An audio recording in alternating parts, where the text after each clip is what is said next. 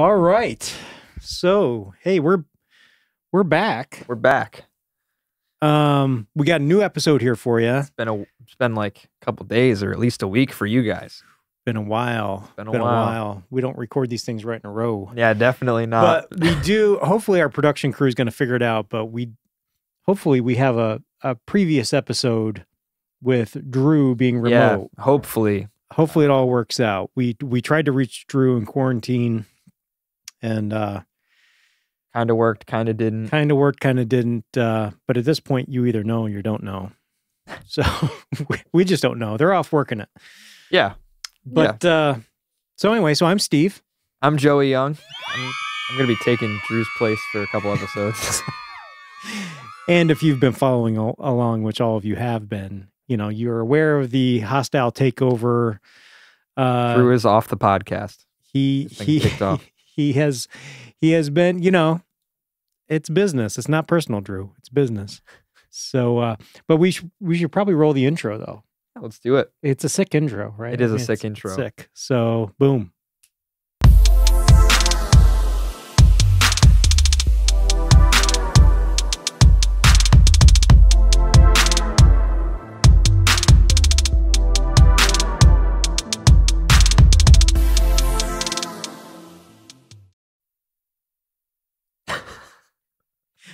And we're back. That is so nice, that intro, man. You didn't even give me a chance to say anything funny. You just let me start laughing. All right. So welcome, Joe Young. What's up? So this is kind of cool. I mean, I'm glad I'm not kicked off yet. So just Drew is kicked off. And Drew, for all you Drew fans out there, and I know there's one or two of you, Drew is not kicked off the podcast. Drew is, he's a medical professional by day. So we didn't want him in our studio. We don't need none of that Rona. Yeah, we don't need that COVID. Nope. So anyway, but so we did try to tie him in the last episode, as you saw. But in this episode, we're just going to straight up just do Joe Young and myself because we are in the same familia and we're stuck in quarantine together. So we are practicing social distancing. From 6 inches away. We have 6 inches between us. It's more than 6 feet, but in post we put us together. 6 inches. 6 inches. So I'm surprised nobody's made a meme about that yet. Me neither. I made that. 6 This was inches. This was weeks ago because it's been a couple weeks. But last time I was at work, I made that joke. I don't even remember what the joke was about, but the punchline was me going 6 inches and no one got it. See, that's the problem I have with our society. And hopefully this quarantine is fixing all that. People are way behind on their movie watching. If you don't know, that's from Elf. One of the greatest Christmas movies of all time. One of. Not the greatest Christmas movie. We all know that is Die Hard. Die Hard. Of course. And the second greatest Christmas movie is Die Hard 2. Yes, exactly. So Joey Young gets it. So take this time, if you're one of these people that's bored right now, which we're going to get into that. Yeah. Watch some movies, people. Dude, that's what I've been doing. So remember when The Walking Dead was really big? Yeah. Like I was in like middle school. Me and Steve's other son were obsessed with it for a while. Oh yeah. And I watched up to like season 4. And then I stopped watching just because it just got old for me. And in the past, like 1 week, I have watched season 1 and I'm starting season 7 when we're done with this and I go home. So you're jumping from 1 to 7? No, I have gone through 6 seasons and I'm starting the 7th season. What was the name we used to always say? Start with an R. What? Randy. What? What's the name of the kid? Oh, Coral. Carl. That's what it is. Rick is his dad. Yeah, Rick's his dad. Carl. I won't say, no, I'll say it. It's been long enough. I just know that I'm probably going to stop watching this season, even though there's more seasons after this, because my favorite character is Glenn, and I know that Glenn dies in season 7. Ooh. And I have a bad dude. I fall in love with I like characters more than I like story. Yeah. So like if my favorite character is out, I'm out. Like I remember the 100, that Yep. show? I loved, I don't even remember his name because it's been so long I watched it. Yeah. But it was the guy who was like the love interest in the first season and he dies. Yeah. And I stopped watching. I like tried to keep going and I was like, I can't. My favorite character's gone. It's kind of like, The Office when Michael Scott after. Yeah. It's like just end the show. But it was, I think they did the best they could in the last couple seasons without Michael Scott, but it definitely was different. I'm surprised they tried to keep it. But I like the late seasons of The Office, but like But the weird thing is, like at the finale when they brought him back, Mhm. it was weird. It was like he was like a zombie, like a hollow person. It was also like it's almost like he didn't want to be there. I don't know. The last season of The Office was just so like different from like I feel like it was just so sad. Like there were all like, Pam and Jim were having marriage issues and like all this crap was going on. And you're just like, let's just get back to the stupid hilarity that is like what's this supposed to be. I was not a fan. I love The Office. I did watch a YouTube video that talked about how after the first season, though, they had to make major changes. And I didn't really notice it when I was watching it, but because the first season they based on this UK version of The Office. And Michael Scott was a lot almost like meaner or very, there was like, it was hard to like him, but then they softened him up a little bit and made him more likable and starting in season 2, which when I look back on it, I'm like, oh, I guess I can see that. Yeah, because like, I guess because in season 1, like, he wasn't like a womanizer for laughs. He was just a womanizer. Like, you know what I mean? Right. But later on, it was like, haha, it's funny. Like, right. So good show. And that was one of the few, and again, they changed it the last couple of seasons because it went like 9 seasons. Something like that. Yeah. So, and Michael Scott was like, his last season, I think was 7. 7, yeah. So 8 and 9 were without him. But like most shows, I think writers just run out of stuff to think about. Oh, absolutely. Like most shows, like the last season or 2 stink.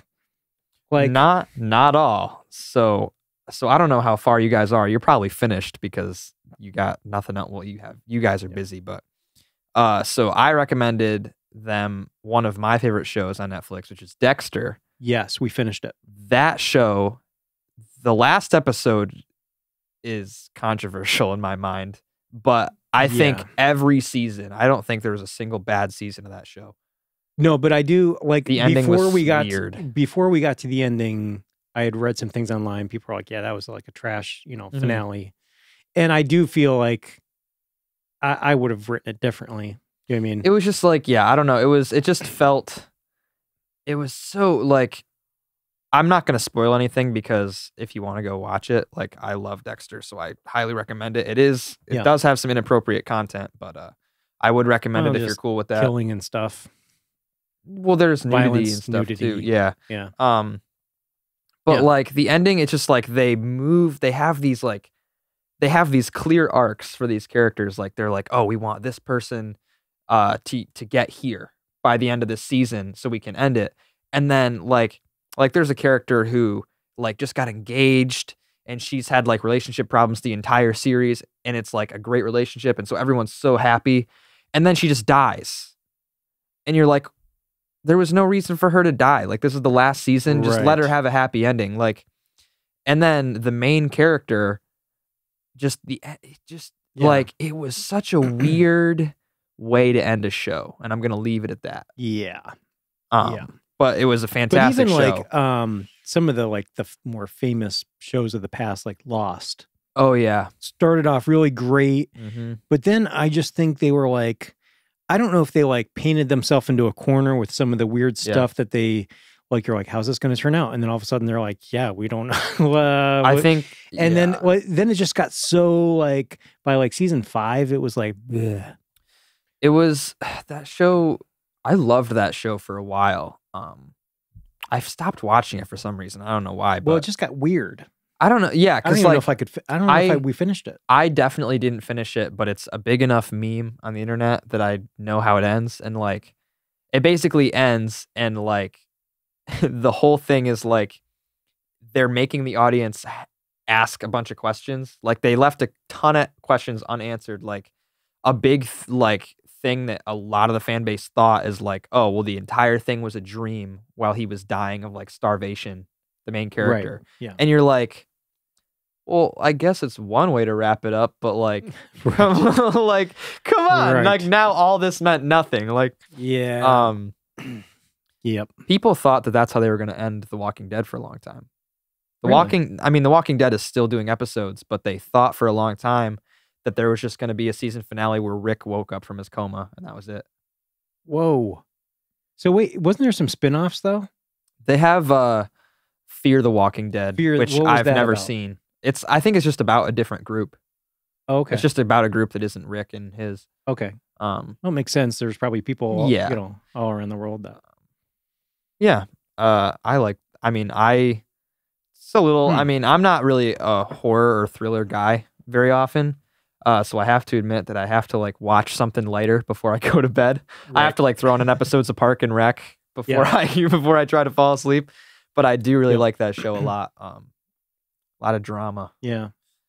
Yeah. Yeah. I mean, to some people, this whole coronavirus thing is a little bit of a letdown. There's no zombies. I have seen those memes. I used to like when I first saw those memes, I thought they were so funny. And now I'm watching The Walking Dead and I'm like, maybe this is better. Right. Just stuck at home, like watching TV and, you know, You want to know reading memes. It could be worse. Want to know one thing that infuriates me about The Walking Dead is characters are deaf. Like at least once every episode, there's a character that dies, and it's not always it's mostly not a main character. They're mostly side characters, but like this is another case of people they don't need to die. Like they literally like they're all good. They're even in a group. Maybe they're talking in a circle. Maybe they're even done with the fight. And then all of a sudden, you know, these zombies that are in the show are so prone to like making noise all the time. Silently walk up, no footstep sounds. They bite someone, and it's like that. Like we know that that's not how it works. The show has told us that this isn't like the show has told us these are like fumbling, loud things. Like you can't just say that this one's silent and just snuck up on you. Yeah. Yep. Also, something I noticed that I just wanted to say because I thought it was cool. Well, maybe it's not cool, but so the first and second season, John Berthel, he's an actor. He plays Shane, which is Rick's best friend. It's the same actor who plays the Punisher. Great, another great TV show to binge. Yep. And so I know his name as an actor. I know his name is John Berthel.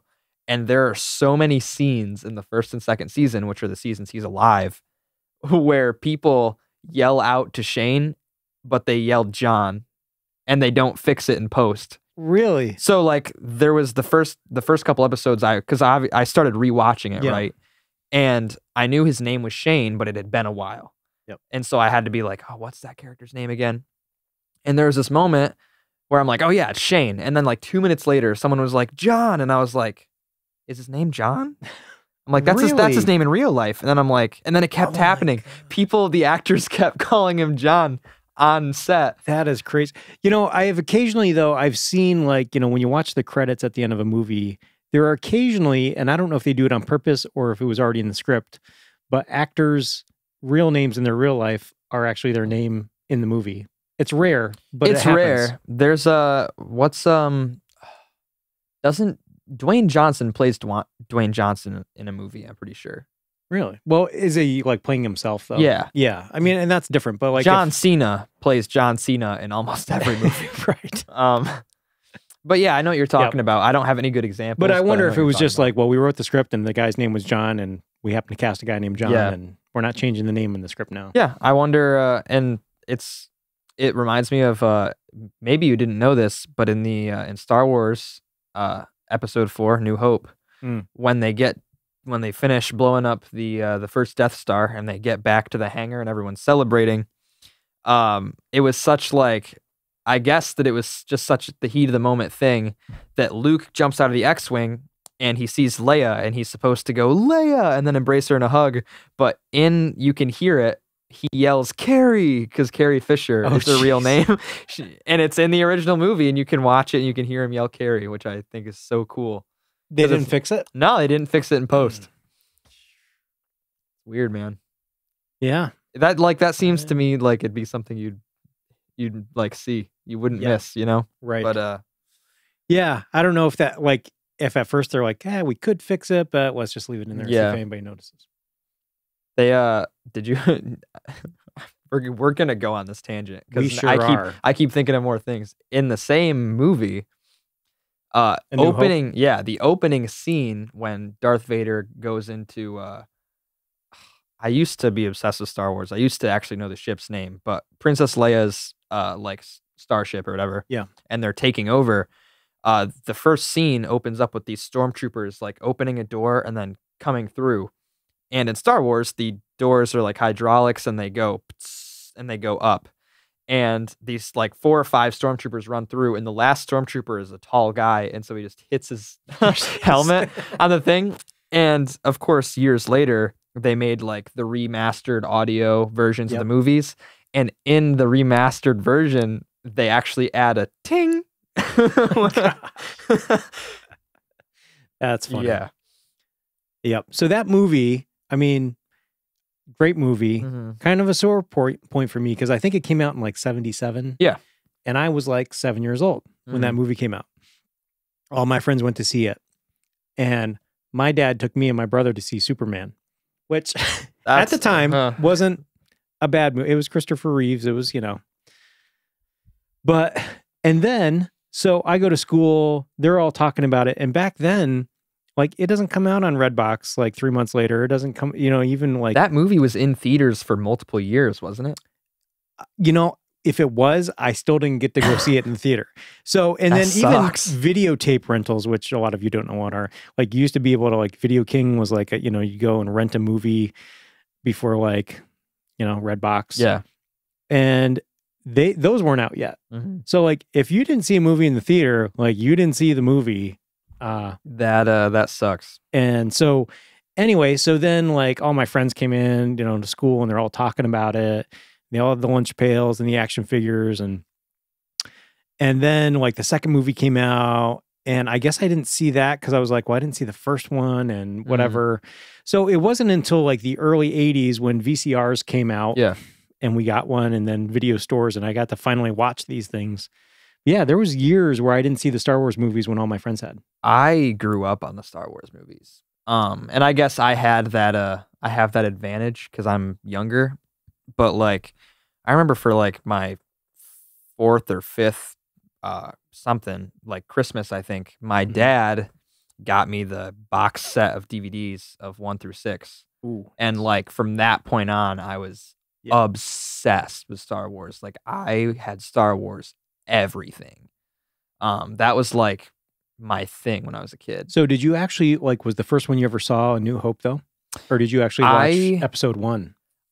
I think that from my memory, I saw episode 1 first. We went in chronological order, but I'm sure that if I were to ask my dad, he would say episode 4. Yeah. I don't think I don't think it matters. People give the prequels a bad rep. I like the prequels. There are some issues, but I like the prequels. And especially Darth Maul, man. He's bad. And like I don't know. There are cool little things that people don't talk about, like that are like, so there's a theory, and I think that this is true. So if you look at Star Wars Episode 3, Revenge of the Sith, I think, Revenge of the Sith, there's this theory that Anakin, so let me start this way. So in Episode 3, there's a scene where Anakin and Senator Palpatine are talking. And this is when Anakin's starting to get pulled into the dark side, right? And, he's like, have you ever heard the tale of Darth Plagueis the Wise, which is like this Sith who had the power to bring back the dead. Yes, I remember. And save people from dying. Yep. Now, later in the movie, at the very end of the movie, Padme, Anakin's love interest, dies. And Anakin, who is on his deathbed, rises back again as Darth Vader. There is this theory, and I think this is 100% true, that no one ever talks about, but it's genius, is they subtly mention that Anakin gained this power. So Anakin, kind of gets Padme. He knocks her out before the big fight at the end of the finale. And then Obi-Wan takes Padme back. She's pregnant. So they, she has the baby. She has Luke and Leia. And one of the little droids is like, you're completely healthy, but you're dying. Like, they can't explain why she's dying. Like, he literally, like, they're completely healthy. Right. And then, you've got, like, at the same time, it's switching back and forth between these two areas. And it's, like, supposed to be, like, the whole thing where it's like, oh, life is being given in two different ways. Because now, like, Darth Vader is rising in a new life. And there's this really cool scene where Darth Vader actually rises up from the chair that he's been being put together in.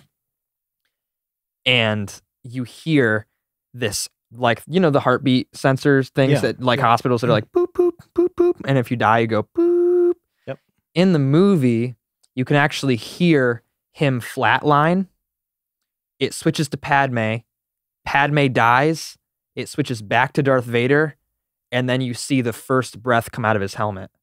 And so the theory is that Anakin took Padme's life to save his, using that power at the very end.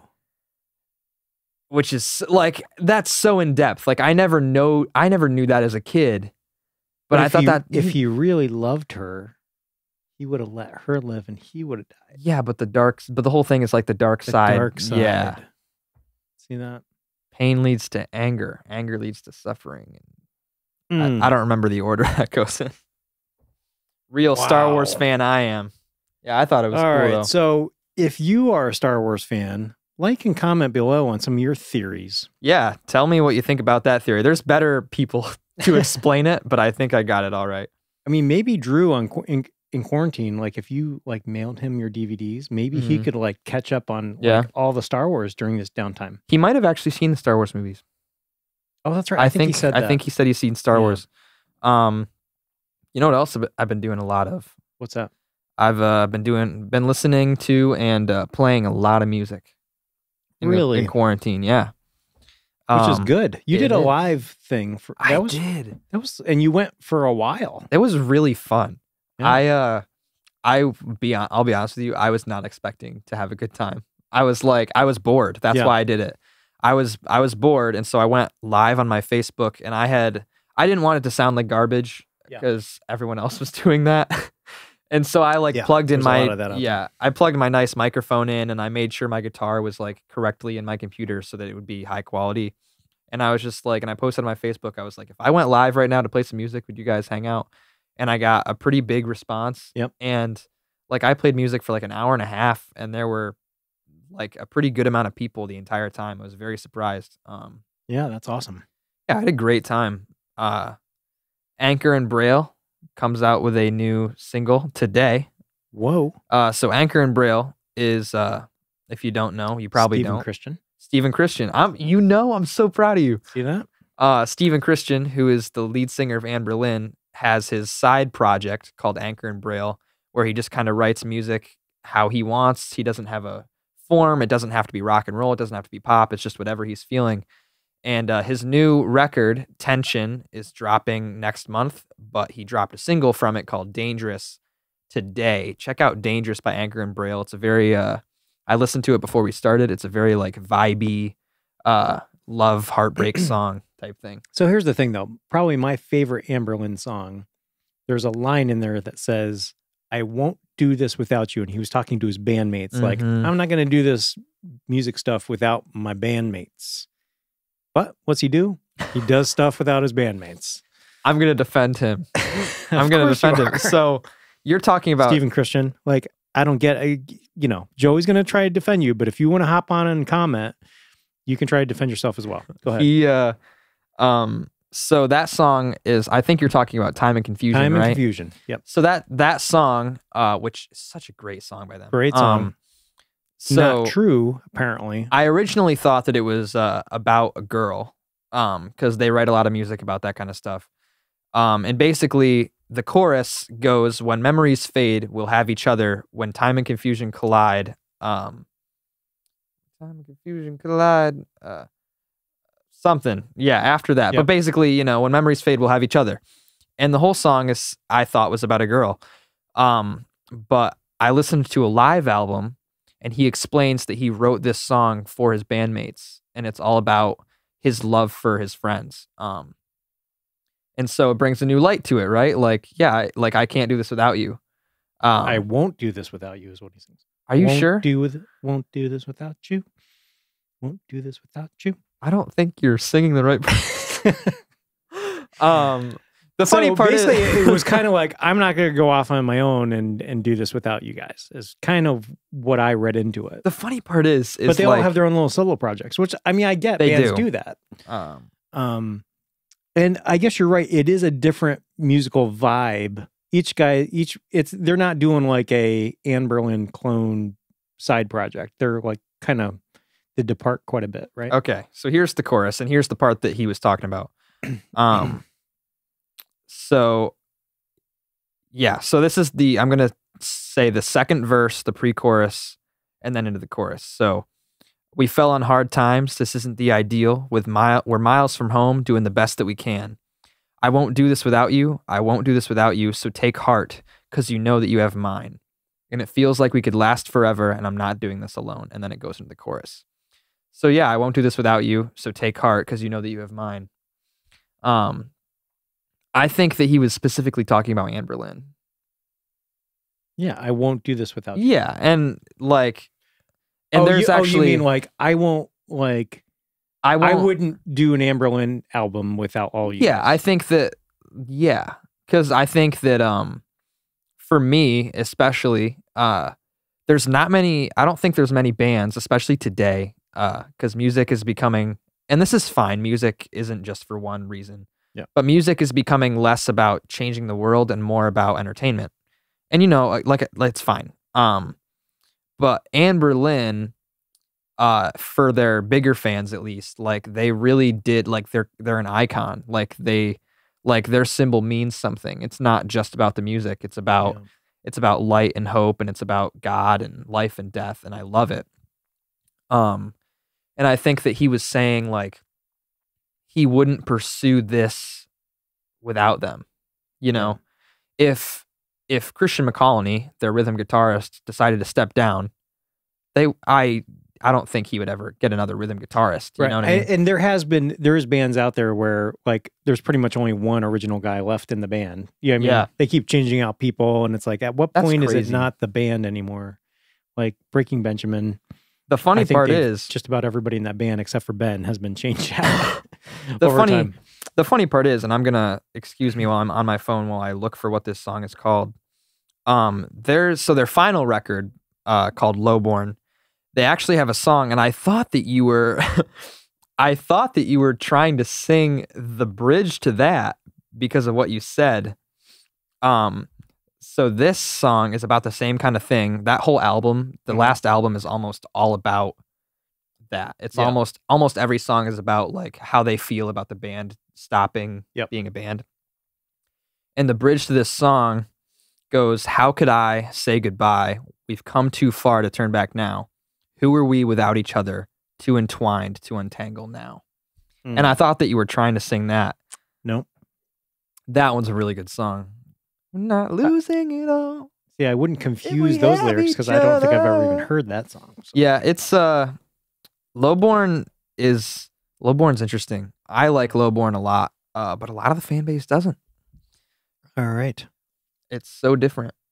The camera turned off. I'll keep talking about Anne Berlin. Yeah, so Lowborn is the band's final record. And just because most of you don't know this, they decided to break up, but it wasn't for any ill will. It was just kind of like, oh, they're all at the part of their lives. They have spouses, they have kids, they just wanted to be done touring. They wanted to just kind of let it be. And so they wrote Lowborn knowing that it was their final record, and like they were noted as saying like, well, because we knew that we didn't need to sell this record, like we could just do what we wanted. and they could write about what they wanted to write about truly. And so a lot of the songs are about how they feel about the band breaking up. And it's the same thing as with Time of Confusion.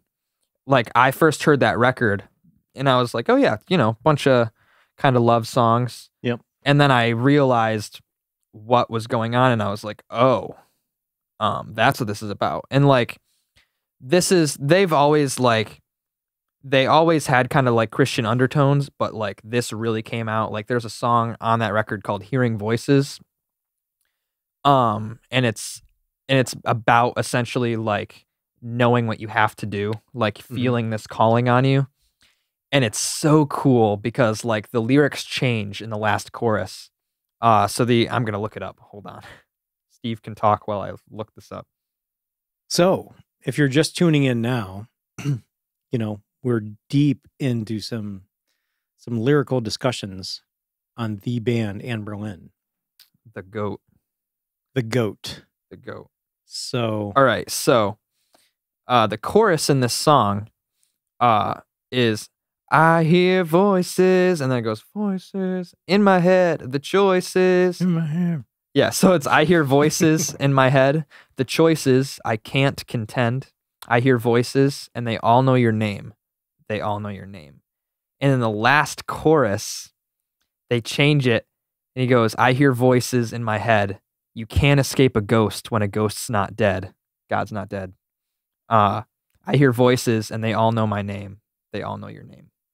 Whoa. And so, like, I remember I first heard that line, and I was like, yes! I was like in my car, I was like, yes! Like, so basically those voices, it's the Holy Spirit. It's God. Oh, I love it. And way to tie this into some theology here on Borderline Theology. Let's do theology, but first let me say some other lines from this song. So like, I love him as a lyricist. I love Anne Boleyn's lyricism. Like, so this song has lines like, everyone wants to see heaven, but no one wants to say goodbye. Everyone wants to see heaven, but no one wants to die. Later on, this is one of my favorite Anne Boleyn lyrics. Everyone wants to know God, but they're afraid of what they'll find. Everyone wants to know God, but they want to live like he died. That's deep. That's good. Yep. God's not dead, everybody. Actually, there's a country song that like, everybody wants to go to heaven, but nobody wants to go right now. Mm-hmm. Drew was telling me about a song that was similar to that. That's also a country song last night. So maybe Stephen Christian writes country songs too. He writes worship music. Does he really? Yeah, he's so this is the Anne Boleyn episode of the podcast. I've got my Anne Boleyn shirt on right now. Yep. Got some Anne Boleyn tats going on. Yeah, I got two. They're the same. We've talked about this before, about my two tattoos that are the same symbol. But hey man, I'm not ashamed of it. It's still funny to me though. What did you, Stephen Christian and his music. Yes. So yeah, you've got Anne Boleyn, which is what I just talked about. You've got Anchor and Braille, which is his side project. And then you've got Stephen Christian, just as his solo artist. He has come out with a worship record called Wildfires. Just him? Just him. Nice. It's very good. I think that I was talking to Mom, and there was a song that we actually want to do for worship. Nice. Soon. At church. Yeah, at church. Because, and it was, I forget what the song is called, but it's like, it's what gives the album its namesake. Because in the bridge, he says, like a wildfire, wildfire. And it's like, and I showed it to Mom just because I thought it was a good song. And she was like, this is everything that our church stands for. We have to do this. So I'm like, whoa. Yeah, seriously check out Anne Boleyn. They're so cool. But that, so that worship album is just Stephen Christian. Yes, sir. Is it just an acoustic album or is it a full band type? It's album? It's full band. It's very. But it's not the guys from Anne Boleyn with. No, it's very worshipy. So it's like it's a full band, but it's just like anything Elevation will put out. It's very synthy, kind of thing. Yeah, keyboard heavy, very ambient. Yeah, and washy. I think that just might be his favorite kind of music. honestly, because you said even some of his other side projects were a little Anchor and Braille poppy. Yeah, Anchor and Braille is very poppy, very synthy. Like I remember the first time I had listened to other Anchor and Braille records. Like I like the record Felt a lot. But his first record he ever put out was called Songs to Listen to on the Night Drive Home. Mm-hmm. And the first time I ever listened to that record was when I was listening to it with you. We were in the car and I was showing you his side project. And I think that I turned to you and I was like, this is something that I feel like I would hear in an Abercrombie and Fitch. Like, right. Like walk into an American Eagle. Oh yeah. And this is the song that would be playing. It's good. It's just it's not what you'd expect after hearing the rock and roll that is. Which is kind of Amberlin. cool though, because like he said in those lyrics, I won't do this without you. Like, you know, that kind of rock, guitar heavy stuff. Maybe he feels like that's like the Amberlin stuff. And yeah, maybe. But it's cool that he's actually, you know, like a lot of musicians, I don't think can do that or want to do that. You know what I mean? Depart from. I mean, I wouldn't. I'm picturing the guys from AC/DC going to like doing a side project and doing a synthy thing. I can't picture it. You know what I mean? It's definitely like, I mean, you can say this about any band, but they are they're musicians. Like they are exceptionally good at what they do. Steve's receiving a call right now. No, I'm not.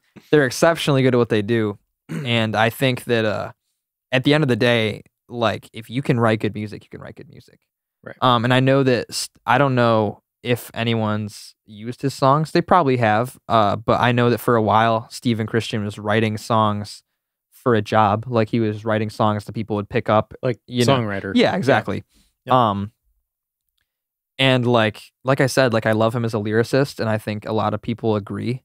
And don't quote me on this, but from what I understand, when he was in Anberlin, he would do the lyrics, and then the rest of the band would be like, "What do you think about this guitar part?"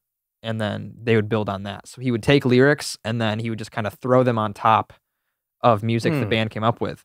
And so it makes sense to me that maybe he's still writing the same kind of lyrics, but now he has to write the music for it. And he's like, oh, well, I like to play the piano, and so I'm going to start doing this. Yep. And he can play guitar, but, you know, maybe he likes the piano more, feels more at home on the piano. Nice. In any case, I think it's super cool.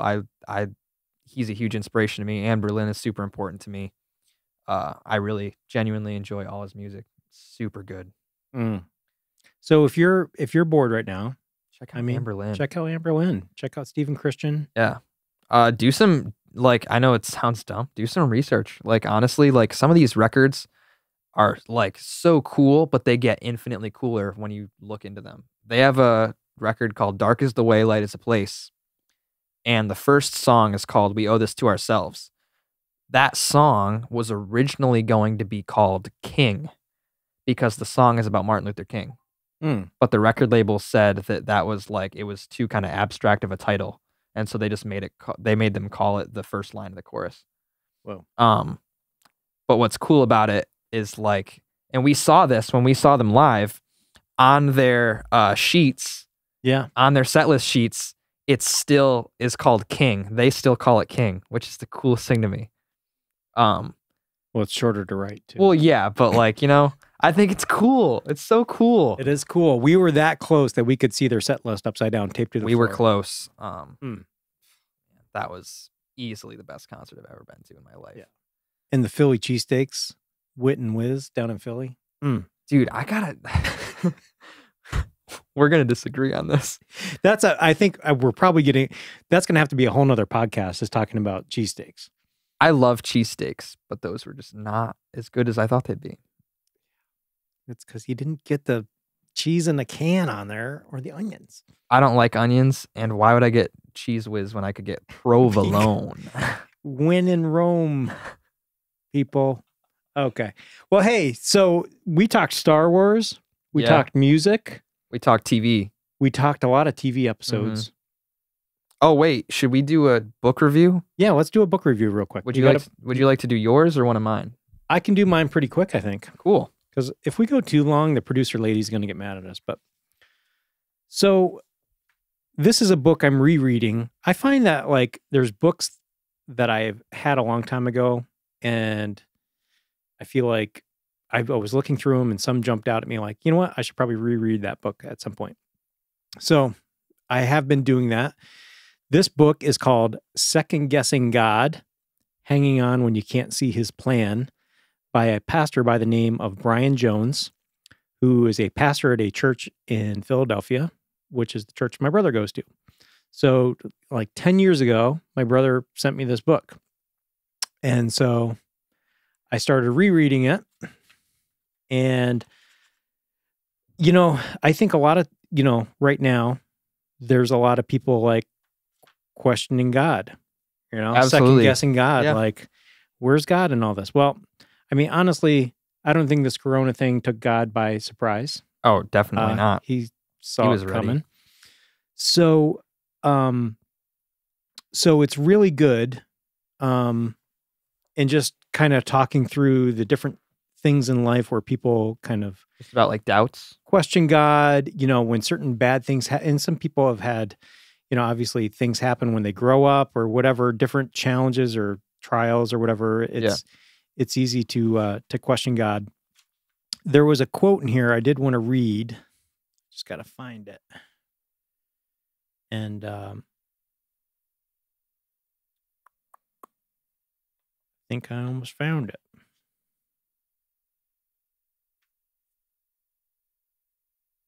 Yes. Yes. I think I found it. Steve, Okay. Steve doesn't underline or highlight. I don't. I do. I should. So, so there's this Christian journalist named Malcolm Muggeridge, and he said something, and I'm just going to read it right as it is. Contrary to what might be expected, I look back on experiences that at the time seemed especially desolating and painful with particular satisfaction. Indeed, I can say with complete truthfulness that everything I have learned in my 75 years in this world, everything that has truly enhanced and enlightened my existence, has been through affliction and not through happiness. So this is talking about, the times in our life that are like the hard times. When we look back at them, those are the times that Absolutely. actually really helped create who we become. And so a lot of you out there, like a lot of people are like either out of work. You're not working right now. I'm not working right now. So out of work. So money's getting tight. People, some people are worried about getting sick. Some people are sick. So worried about health. Some people are just have fear about the unknown future, things like that. So this is obviously, it's a time right now where a lot of people are experiencing like, it's not happiness. It's like the opposite of happiness. Yeah. But I think what we're saying here is the way God works, and it's almost everything God does is like counterintuitive to like our human nature. It's like he takes these times that are like the opposite of happiness, and that's what shapes and molds us. And when we look back on it, in the future, those are the times that really we found like, were the experiences that really helped us. 100%. 100% agree. Yeah. So that was just one part of this book, Second Guessing God, but it talks about how God's agenda is different than our agenda. A lot of times our goal in life is just to be happy. We don't want any trouble. We don't want any problems. We just want everything to be smooth, and we want to be healthy and have money in the bank and all our bills paid and good relationships. But when stuff goes south, that's the time when God really works. And it really, so that's my book review for today. That's cool. I like that. This has got to be, I feel like this is a book I've never read it, so I don't know how good it is. It sounds good based on that small little quote, but I feel like this is a book that everyone needs to have in their house. Yeah. Because even I've always been very, I've always had a pretty strong faith. I've never asked myself, is God there? But I'd be lying if I hadn't had times where I was like, what is your issue right now? You know what I mean? Like, what are you doing? Like, what are you doing to my life? Definitely had moments like that. So For sure. Check that out if you're second guessing God right now. Brian Jones, second guessing God.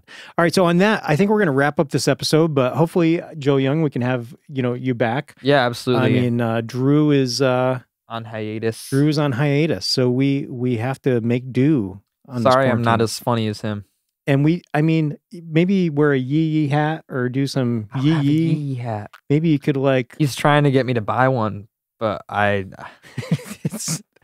there's certain things just we won't do. Well, I I'm told sorry, him Drew. that I would buy one if there was just a plain black one, and there is a plain black one, but it's got like the mesh back, and I hate that. So I probably won't be getting a yee hat. Yeah. So, but we love Drew, and as far as he knows, he has a place on this podcast once all this blows over. So,